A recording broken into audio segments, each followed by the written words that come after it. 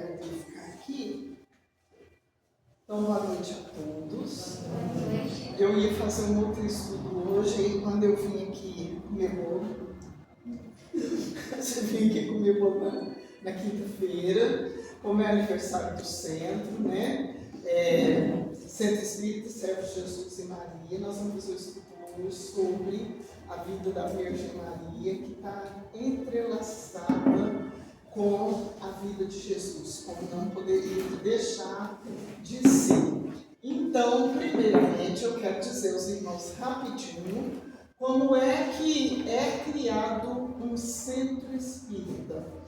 Um centro espírita, ele pode, então, ser considerado como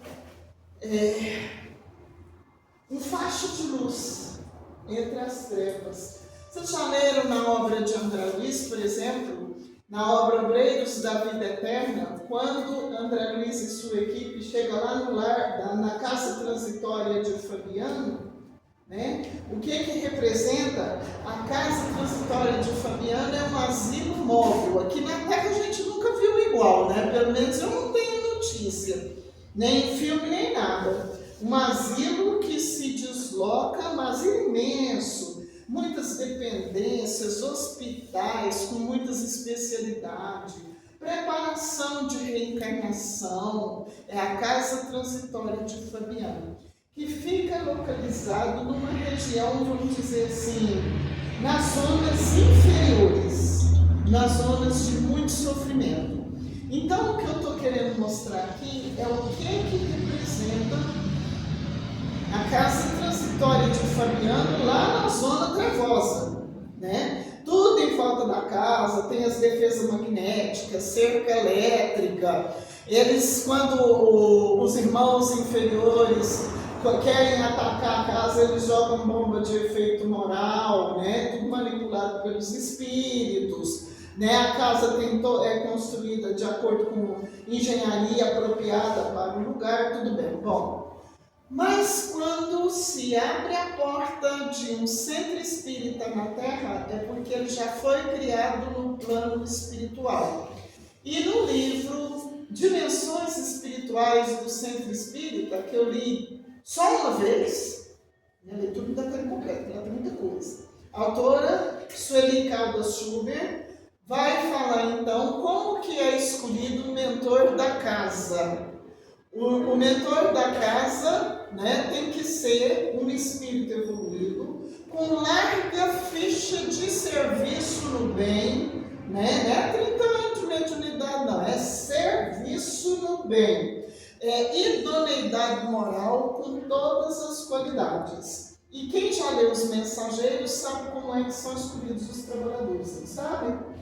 É sempre bom a gente lembrar que, fechando essa parte aqui, é muito bom a gente ver como é necessário, como é saudável e de responsabilidade nossa, dirigentes, frequentadores, trabalhadores, né, zelar pelo bom andamento da casa no que se refere ao bom relacionamento entre todos, a coisa mais difícil do mundo, ao bom relacionamento entre todos, a fidelidade a Jesus, a fidelidade ao Evangelho de Jesus, né? Então isso é responsabilidade de todos nós. Não trabalha aqui, mas vem aqui, ouve o Evangelho, toma passe, é um paciente dessa casa. Então é responsável por ela em todos os limites. E eu já fui passear lá no novo, tá? Vocês estão achando que eu estou boba? Então nós vamos ver aqui, em homenagem à Maria Santíssima, homenageando nosso Mestre Jesus, os mentores desta casa, que velam por todos nós. Eu já tenho uma ficha aqui, eu não entendo muito bem minha parte não, mas eu já tenho. Aliás, eu estou fichando um monte de lugar aí, Nossa Senhora. Então, é em homenagem a eles que nós vamos ter esse estudo de hoje, né? Esse estudo está no livro Lázaro Redivivo. É um capítulo que se chama, então, A Escrava do Senhor. Quando João, o discípulo amado, veio ter com Maria, anunciando-lhe a detenção do Mestre, o coração materno consternado recolheu-se ao santuário da prece e rogou ao Senhor Supremo poupasse o filho querido. Que nós vamos ver todo o sofrimento da Maria quando Jesus foi preso. Não receber a notificação dos anjos quanto à sua condição celeste. Seu filho amado nascera para a salvação dos oprimidos. Ilustraria o nome de Israel e seria um rei diferente, cheio de amoroso poder. Deixa eu ficar aqui que eu estou falando para vocês. Cheio de amoroso poder. Curava leprosos, levantava paralíticos sem esperança. A ressurreição de Lázaro, já sepultado, não bastaria para elevá-lo ao... Eu esqueci de pegar o... Aqui, deixa que eu vou dando um jeito aqui. A ressurreição de Lázaro, já sepultado, não bastaria para elevá-lo ao cume da glorificação. Fazer o que Jesus fazia, assim, como é que eu vou dizer? E não é totalmente só ele. Né? Não foi à toa que Nicodemos falou: Senhor, para fazer o que tu fazes, é preciso que Deus esteja por você. Né? Não foi isso que Nicodemos falou? Aquele doutor da lei que foi lá conhecer Jesus. Eu só vi alguma coisa parecida no livro Francisco de Assis, que eu li quando eu comecei na doutrina, porque eu nasci católica.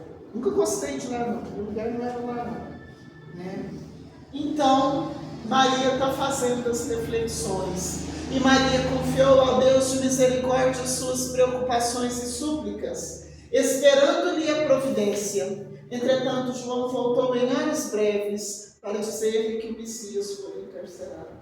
Vocês imaginam o que passa uma mãe quando o filho some e desaparece? Esse povo que usa droga, de vez em quando eles desaparecem uns dias, fica nos lugares que ninguém sabe voltar. É um sofrimento muito grande, não é? E Maria perguntava: meu filho não fez nada, meu filho não deve.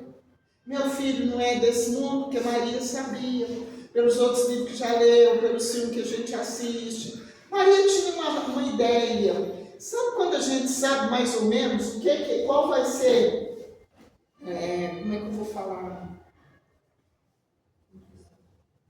Qual que é o plano reencarnatório da gente? Vocês já entenderam isso um pouco? A gente sabe mais ou menos qual que é o caminho que a gente vai seguir. Ah, mas eu não sei não. Então passa a escutar a voz da própria consciência. Estudar o Evangelho, ouvir a voz da própria consciência, aprender a observar os sinais, os acontecimentos, a natureza das provas, que aí vai descobrir qual que é o planejamento reencarnatório. Lembrando então que nós, com as nossas atitudes, podemos modificar para melhor o nosso planejamento reencarnatório em todos os dias da nossa vida. É assim que aquele espírita, que é tal de Saturnino, lá do livro A Vida escreve: reencarnou para perder um braço. E quando chegou a época dele cumprir a prova dele, a espiritualidade foi analisar, foi fazer a contabilidade e viu que ele não merecia mais perder um braço. Está lá no livro A Vida escreve, a história se chama Merecimento. A Mãe Santíssima regressou à oração e, em pranto, implorou o favor do Pai Celestial. Confiaria nele. Eu já ouvi um palestrante da FEB, eu fiz mestrado em Brasília, eu adoro palestra do João Rabeiro, eu fico até triste, eu não gosto quando ele fala da Maria, não. Porque ele acha que a Maria não tinha entendimento. Ela tinha, gente, só que a condição de encarnado limita a nossa percepção. Ela sabia mais ou menos do que aguardava Jesus, quando ele era pequeno, que ele já fazia os prodígios. Uma vez ele levou um ladrão para dentro da casa deles e cuidou desse ladrão com todo amor. Tudo quanto era desconhecido que ele achava, ele levava, a criança levava. José e Maria, quando começavam vivendo, tem um filme que fala da história de Jesus, e pela leitura do livro, do capítulo 2, do livro Boa Nova, Jesus e o Precursor, a gente sabe, dá para a gente saber que é verdade.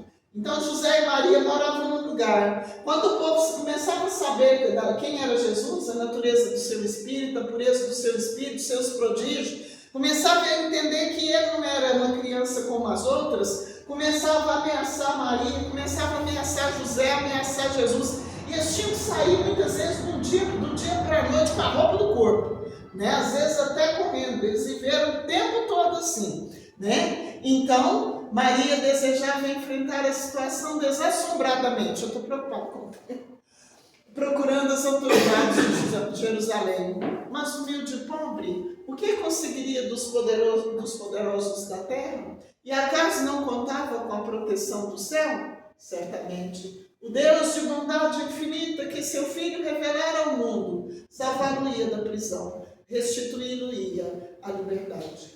O sofrimento de Jesus, ele é todo exemplificativo. Jesus enxergava, não era igual a gente. Quando a gente lê o livro A Grande Espera, autor Eurípides Barçanufo, eu já li também, mas a livro eu já li muitas vezes, né? E então Jesus, nesse livro, ele é o grande adolescente, 16 anos. Uma presença tão maravilhosa. Eu acho que Jesus, enquanto ele estava aqui, ele nunca falou o tanto que eu falo. Uma presença tão maravilhosa. Se Jesus estivesse lá na minha casa, daqui quem tinha sintonia com ele sentia a presença dele. A grande distância. Os contatos com Jesus eram sobretudo na área no âmbito do espírito. Deu para entender? Quando a gente encontra uma pessoa, né, vamos supor que o Chico Xavier, eu não conheci o Chico nessa vida, porque não me foi permitido, né? E quem conheceu o Chico? Eu acho que na frente do Chico não podia falar igual eu estou falando aqui agora não, né? Era mais para ouvir, para aprender, para observar, não é? Então Jesus se comunicava com as pessoas pela superioridade do seu espírito, pelo pensamento. Quem é aqui que já sonhou conversando com pessoas e que fala sem abrir a boca? Vocês já sonharam? De vez em quando isso acontece com a gente. Deus dá um presente para nós. Na hora a gente não entende muito, não. Mas se for permitido lembrar alguma coisa, também engraçado, a pessoa falava comigo que não abria a boca e eu também não. É porque o Espírito Superior compreende o que o outro está falando sem conversar, sem a palavra articulada, né? Então, Maria pensava que o Pai viria tirar Jesus daquele sofrimento. Só que não era para vir, não ia derrogar a lei, não ia alterar o curso dos acontecimentos, porque a história de Jesus, a sua caminhada sobre a terra, é de alcance eterno. Tanto é que o Mestre já veio há mais de 2000 anos e nós estamos até agora continuando necessitados do seu amor, dos seus ensinos, da sua exemplificação e da sua fidelidade inigualável. Não tem outro igual. Vocês concordam, meus irmãos? Então, é por isso que Maria sofre. Não é porque ela tinha pouca fé, não é porque ela não tinha entendimento, a própria condição de encarnado, né? Maria manteve-se vigilante, afastando-se da casa modesta a que se recolhera. Ganhou a rua e intentou penetrar no cárcere. Todavia, não conseguiu comover o coração dos guardas. Noite alta velava súplice entre a angústia e a confiança. Ela orava sem descanso. Ela pensava que o Pai Eterno iria interferir. Mas por que Deus não interferiu? Porque o testemunho de Jesus, a sua exemplificação, teria que ser exatamente o que for, né? Para nos servir de exemplo, para que ficasse gravado de forma inesquecível nos nossos espíritos. O espírito pode estar revoltado com tanto que for. Para ajudar o espírito sofredor, o melhor remédio, prece e leituras do Evangelho. Mas o espírito fica sensibilizado, entrega mesmo. O amor vence todas as batalhas. O amor vence todas as barreiras, né? Então, a condição de Maria aqui não é de atraso, é de encarnada, né? Mais tarde, João voltou, comunicando-lhe as novas dificuldades surgidas. O mestre fora acusado pelos sacerdotes, estava sozinho. e Pilatos, o administrador romano, hesitando entre os dispositivos da lei e as exigências do povo, enviaram o mestre à condição de Herodes. Maria não pôde conter-se, seguindo-lhe de perto. Ela sabia o que fazia. Aí ela começou a acompanhar Jesus na sua peregrinação, nos lugares por onde ele teve que passar. E quem quiser entender isso aqui, mais uma vez, eu fico pensando, a bênção que Humberto de Campos teve, um espírito, eu não conheço a biografia dele direitinho não, um espírito que viveu uma vida difícil, ele teve uma vida sofrida, a vida dele não foi exatamente o que ele queria não, né? Ter essa oportunidade de recontar episódios da vida do Cristo, episódios da vida dos apóstolos, colaborando como divulgador do Evangelho de Jesus, sendo então evangelista, como o Espírito Amélia Rodrigues é, e tem histórias maravilhosas que nos sensibilizam e nos conquistam, né? Então, eu fico pensando, eu já evangelizei crianças de todas as idades lá no meu grupo espírita Bezerra de Menezes. Eu não vou agora não, eu vou ficar muito tempo aqui trabalhando e aprendendo, ver se melhor mais um pouco. Será que quando eu chegar lá, eu vou pelo menos poder fazer um estágio para poder evangelizar lá? Porque o problema de criança desencarnada, a educação lá é uma, aqui é outra, né? Então, tem livro que explica isso. No livro Mensagem do Pequeno Morto explica isso também.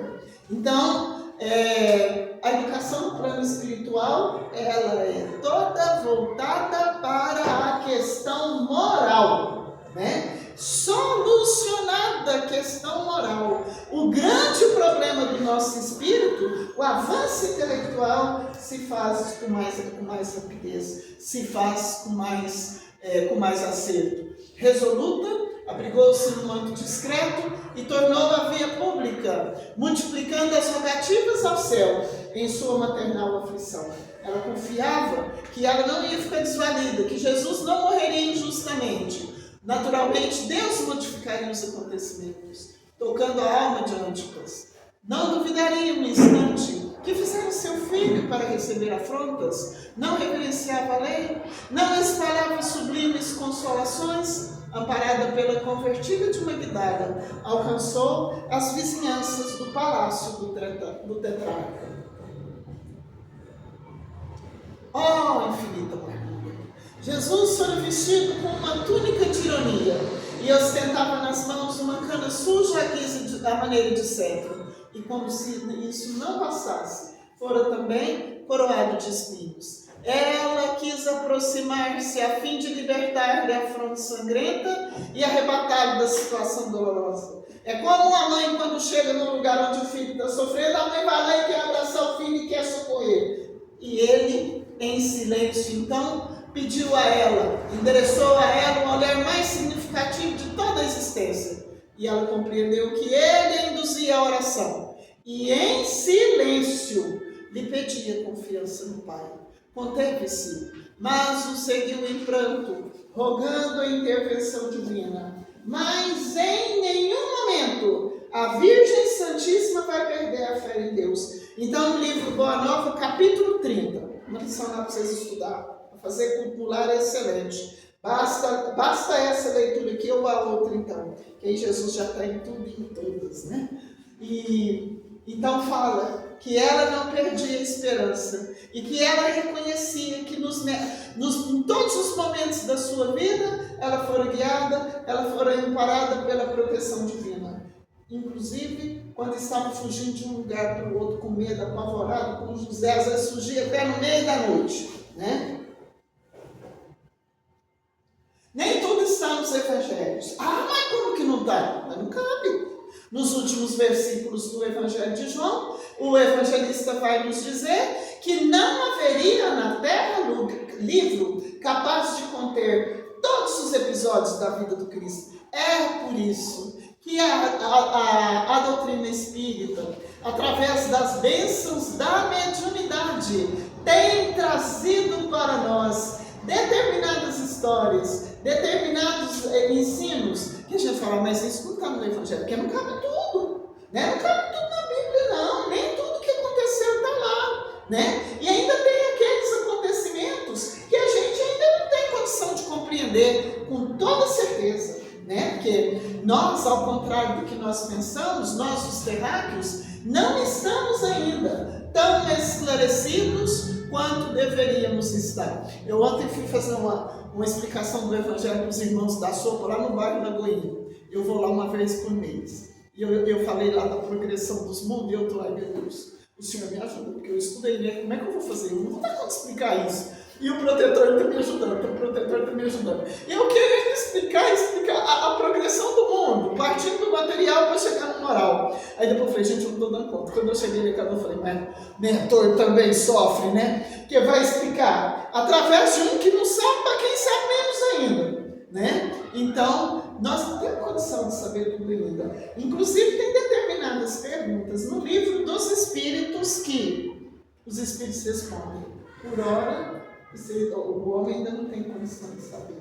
Então, o mistério que existe com relação à criação, com relação à constituição do próprio universo e das leis que regem o universo, cuja base é o amor, é o equilíbrio, é o respeito. E é o que a gente, na verdade, na Terra, devido à nossa condição evolutiva ainda pequenina, é o que nós menos compreendemos, cada um de nós, na nossa condição espiritual, de cada um, que não tem um com a condição do outro, cada um é um.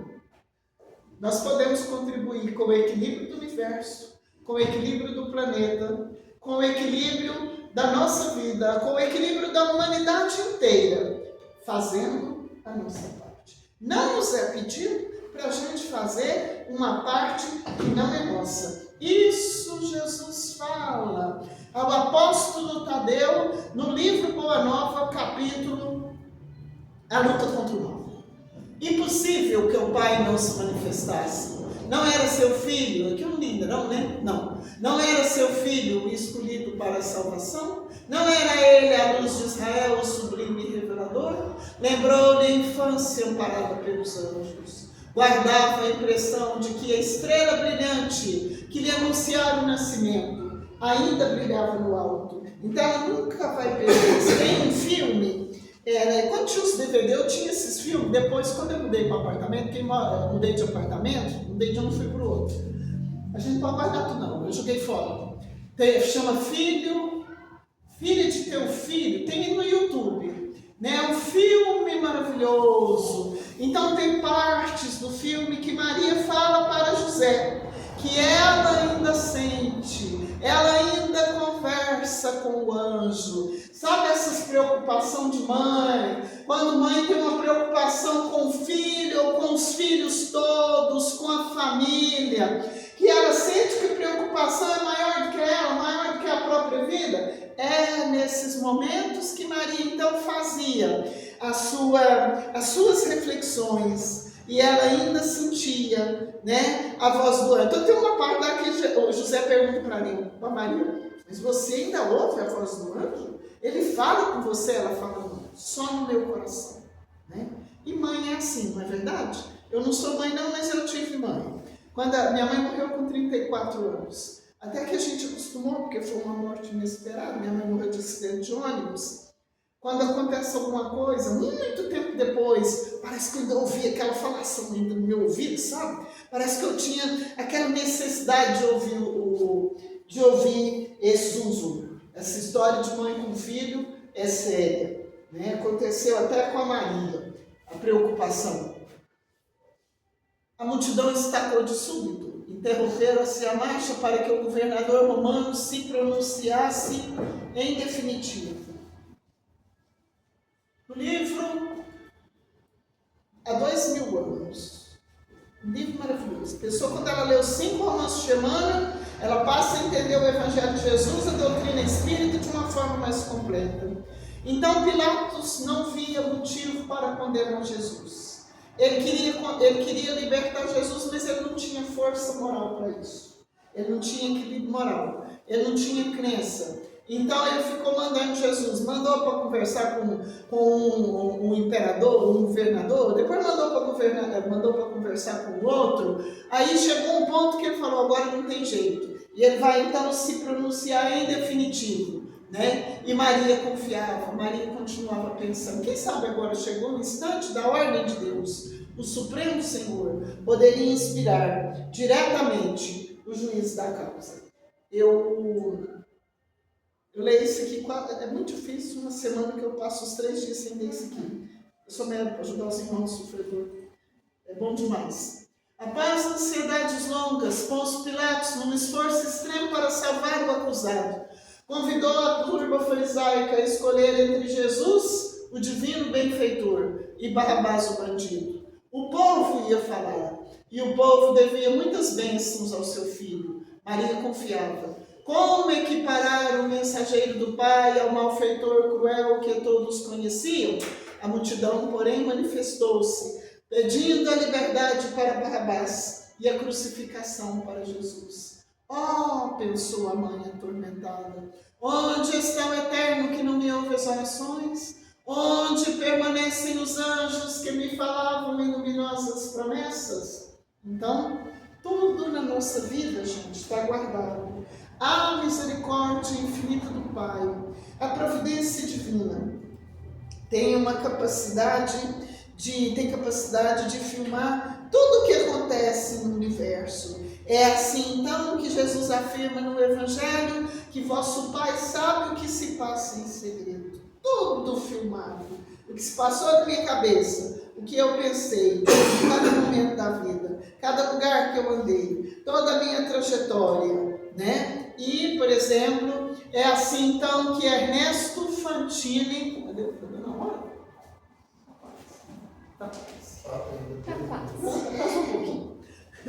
Vai dar certo. É assim então que Ernesto Fantini, no livro A Vida Continua, e Evelina Serpa, os dois chegam lá na colônia do nosso lar e vão fazer uma retrospectiva da sua vida em audiência especial com o instrutor Ribas. E lá eles veem a vida deles passar assim como se fosse um filme, numa tela especial, tudo projetado, o que pensou, o que resolveu, o que fez sofrer. O Ernesto que pensou que tinha matado um amigo e ninguém ficou sabendo aqui na Terra, isso ele que pensou, né? Porque como diz Emmanuel, nós vivemos acompanhados então por uma nuvem de testemunhas, né?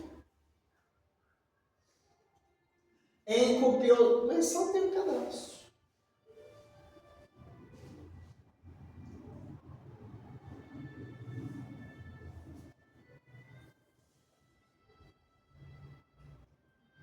Eu vim preparada, fala um pouco.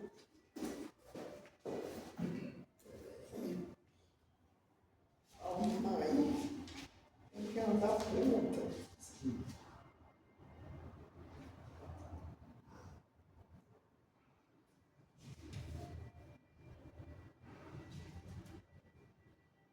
Após ansiedades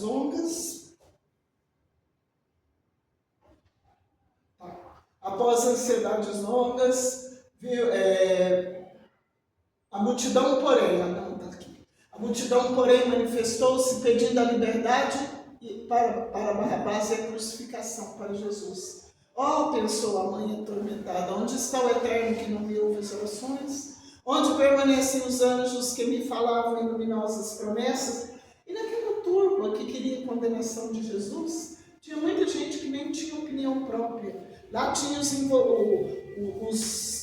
que conduziam o pensamento da coletividade. Eles gritavam pedindo a condenação e outros gritavam também porque gritavam junto com ele.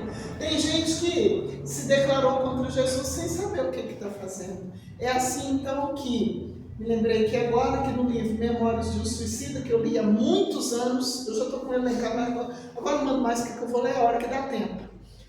Porque senão não dou conta de fazer as palestras. O Camilo Castelo Branco, não é Castelo Branco o nome dele não, o autor, acho que é Camilo Botelho, no outro nome eu esqueci. O Camilo Botelho lá, disse que estava lá naquela multidão, disse que andou jogando pedra em Jesus na hora do seu martírio. Né? Ele vai se recordar disso lá na colônia Memórias de um Suicida, porque ele teve condição de ficar lá um tempo a mais, se preparando para outra reencarnação. Porque o suicida não pode ficar muito tempo no plano espiritual. Enquanto ele não resgata, né? Enquanto ele não resgata, agora eu sei, em copioso pranto, viu seu filho vergado ao peso da cruz. Ele caminhava com dificuldade, corpo trêmulo pelas vergastadas recebidas, e obedecendo ao instinto natural, Maria avançou para oferecer-lhe auxílio. Contiveram-na, todavia, os soldados que rodeavam o condenado divino. Angustiada, recordou-se repentinamente de Abraão. O generoso patriarca, noutro tempo, movido pela voz de Deus, se conduzir o filho inocente ao sacrifício, o filho amado ao sacrifício, seguir Isaac inocente, atendendo, dilacerado de dor, atendendo a recomendação de Jeová. Mas eis que no instante derradeiro, o Senhor determinou o contrário, e o pai de Israel regressara ao santuário doméstico em soberano triunfo. Adoro essa passagem aqui. Eu era menina, eu ia na missa lá em Santa Vitória, e o padre contava essa passagem aqui há muito tempo. Então ela pensava que do mesmo modo que Abraão foi socorrido, ela seria socorrida também, né? Isso aqui vai terminar um jeito aqui, ó, nós já estamos praticamente no fim. Certamente, o Deus compassivo,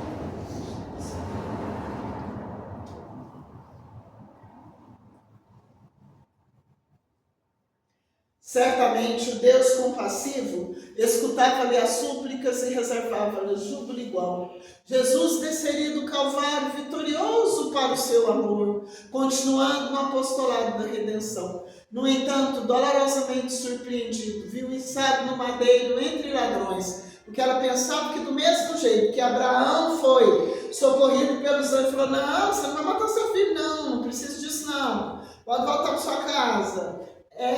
Jesus seria libertado e ela voltaria para casa feliz e ele continuaria pregando o Evangelho. Uma comparação bonita, linda que é registrada por Humberto de Campos aqui. Mas aqui o nome desse, meu livro está até estragadinho aqui, é o irmão X, aqui ele assina como irmão X, né? E ela vai entender aqui agora que ela não foi atendida igual ela queria, não é porque Deus não fez conta dela, não é porque ela não merecia. Oh, a terrível angústia daquela hora, não a ouvir o poderoso Pai, que fizeram para não me merecer a bênção. E quando alguém, é o que a gente fala, né? Quando Deus nos socorre a gente fala: o que eu fiz, meu Deus? Por que eu não mereci? Né? E Deus não atende a gente às vezes, sabe por quê? Porque não era a hora. Porque se atendesse antes da hora, aqui poderia, determinadas súplicas, determinados pedidos que a gente faz, pode ter um resultado muito desastroso, muito danoso para a nossa vida, pode ter uma consequência inesperada. Então, no campo da providência divina, nada passa de hora, tudo corre bem, né? Desapontada, ferida, ouvia a voz do filho recomendando-a aos cuidados de João, o companheiro fiel. Registrou-lhe humilhada as palavras derradeiras, mas quando a sublime cabeça pendeu inerte, Maria recordou a visita do anjo antes do Natal divino. Em retrospecto maravilhoso, escutou-lhe a saudação celestial. Esse retrospecto que quando ela vai recordando todos os fatos, todos os acontecimentos, porque no livro Boa Nova, Humberto de Campos, que é o mesmo, vai falar o seguinte, que durante o Calvário, durante esse episódio tão triste, Maria recordou toda a vida de Jesus, desde quando ela sabia, desde quando ela ficou sabendo através do anjo Gabriel, que ela seria então mãe do Mestre Jesus. Escutou, em retrospecto maravilhoso, escutou-lhe a saudação celestial. Misteriosa força assenhoreava-se do Espírito. Sim, Jesus era seu filho. Todavia, antes de tudo, era o mensageiro de Deus. Ela possuía desejos humanos, mas o Supremo Senhor guardava eternos e insondáveis desígnios. O carinho materno poderia sofrer, contudo, a vontade celeste regozijava-se. Poderia ver lágrimas em seus olhos, mas brilhariam festas de vitória no reino de Deus. suplicara aparentemente em vão, porquanto certo, o Todo-Poderoso atendera-lhe os rogos, não segundo os seus anseios de mãe, e sim de acordo com os seus planos divinos. Então, é a forma como Deus nos atende. Não é como a gente quer, é como a gente tem condição de receber. No caso dela aqui, porque Jesus, antes de ser filho dela, ele era o quê? Mensageiro de Deus. Ele estava em serviço do Pai. Ele veio como embaixador do Pai, trazer a sua doutrina de luz para toda a humanidade, para nos ensinar como é que a gente caminha para mundos mais felizes, para mundos mais adiantados do que a Terra. Agora que nós estamos vivendo a época da transição, mais do que nunca, o Evangelho de Jesus, a mensagem do Cristo, continua viva, continua atual, continua presente nas nossas vidas, capaz de atender todas as nossas necessidades morais e espirituais. Jesus continua o mesmo de ontem e de hoje, junto de cada um de nós, né? Então, é preciso a gente pensar. Porquanto certo, o Todo-Poderoso atendera-lhe os rogos, não segundo seus anseios de mãe, e sim de acordo com os seus planos divinos. Agora eu vou terminar. Foi então que Maria, compreendendo a perfeição, isso é recurso espiritual, viu? A Maria tinha mediunidade. É quando o anjo de guarda fala com a gente, fala assim, mas eu não estava aguentando mais, aí depois Deus me deu uma força, uma paciência. Eu entendi que eu não precisava ficar nervoso ou nervosa daquele tanto. O que é isso? Anjo de guarda trabalhando junto com a gente, os mensageiros, dando força para a gente, né? E é o que aconteceu com Maria. Foi então que Maria, compreendendo a perfeição, a misericórdia e justiça da vontade do Pai, ajoelhou-se aos pés da cruz e, contemplando o Filho morto, repetiu as inesquecíveis afirmações: Senhor, eis aqui a tua serva, cumpra-se em mim, segundo a tua palavra. Então, o filho dela foi morto, né, injustamente, pelos poderosos. E a Amélia Rodrigues deixa bem claro nos livros dela aqui, eu conheço só os 3, que os fariseus mataram Jesus por inveja, porque tinham consciência da sua superioridade moral, da sua superioridade espiritual, tinham consciência de que Jesus falava a verdade, mas tomaram esta decisão. Por quê? Porque eles não queriam, por orgulho, e vai deixar toda a doutrina, todo o seu poderio, toda a sua condição de dominação cair por terra, porque Jesus veio e anunciou um novo poder, o poder do amor, o poder do perdão, o poder da caridade, da misericórdia, né? Então, a moral de Jesus foi revolucionária, chegou e anulou todo o poder com que os poderosos dominavam a humanidade. Então, por isso, foi jurado de morte. Gente, agradeço. A mensagem é: vocês querem falar alguma coisa?